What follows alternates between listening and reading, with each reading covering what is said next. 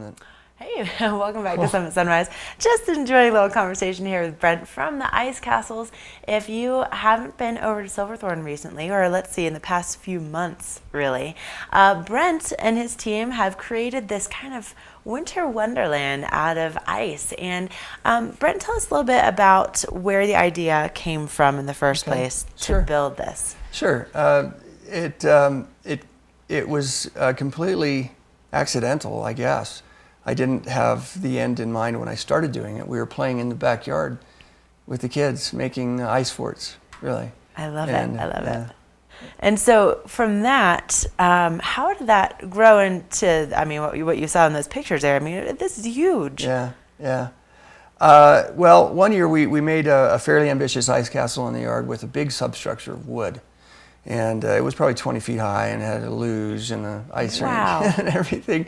But the problem was in the spring when it melted, it came down with a lot of wood, big wood mess to clean up, a lot of splinters and broken wood. And so the next year I decided I'd try to make one without any substructure at all. Wow. And just with ice. And we, I kind of stumbled upon the idea of using icicles and pasting them in place to use as a building material. Wow. And then running water over that. And from there, just discovered that you could really make the castles pretty tall. You can join them together. You can make tunnels. You can do all kind of cool things. And so each year we've done it. This is our third year that we've done it for the public. Mm-hmm. And each year I kind of take, what I think the people like the most and try to incorporate more of that into the next one. Wow. So. I love that this is just something that started with your kids and in the yard. So now the public can enjoy it here in Summit County. And so what can we expect when we walk in right now? What's going on over there? Okay. Well, right now you walk in, when you first walk in, a lot of it you can't see from the road. Okay. It covers about an acre. And so when you walk in through some archways, they're totally out of ice. Oh my gosh. And then you meander around some different some structures and walls and towers.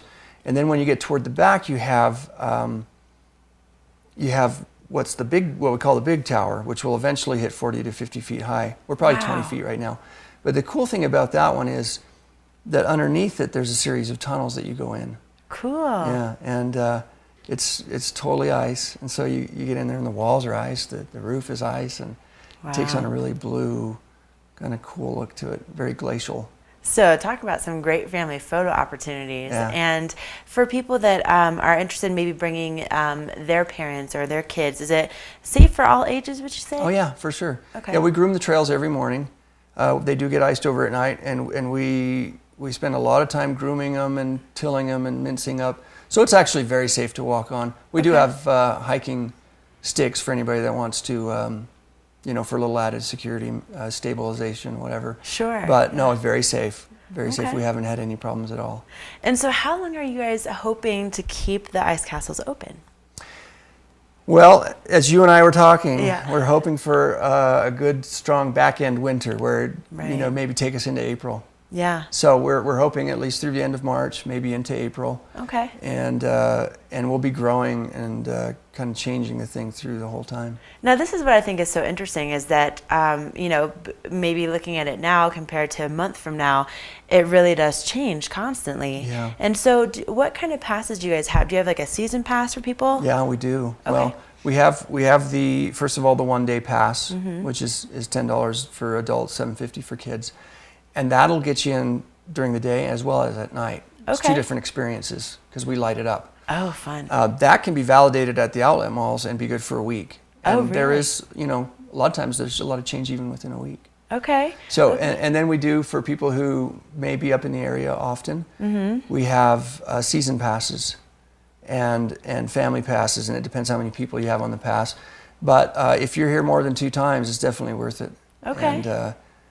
And so we try to encourage people, especially locals, to take advantage of that. Sure. Yeah. Now, what can people do to get those tickets? Where do they have to go? Those are all just available right at the door, at the ticket booth. Sure.